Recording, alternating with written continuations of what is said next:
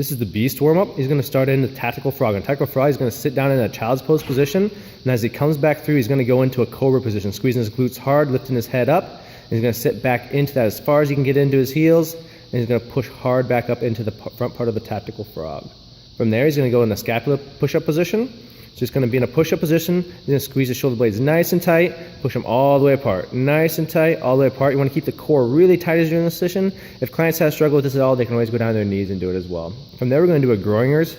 On groiners, this can be a tough movement for clients, so we'll show two different movements here. But what we're going to do is jump up through and just trying to create some mobility throughout. We're going to keep the core nice and tight as you're jumping back and forth, being plyometric with this exercise, trying to keep the hands locked in place. From there, we're just going to go to mountain climbers for the ones that struggle with it. Just normal mountain climbers coming straight up, knee to elbow, not crossing or anything, just keeping the core nice and tight as they're coming through.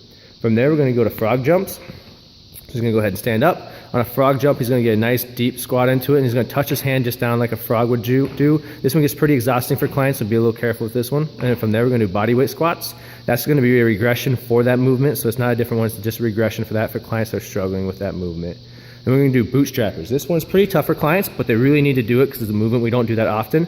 Then put their hands between their legs, and they're going to tuck their head and look underneath as their butt lifts up, kind of like a cook squat. As we're doing this, we're just going to have our hands through, going to look all the way through as we're coming through. We're going to sit deep into that squat. And the last exercise we're going to do is a seal jack.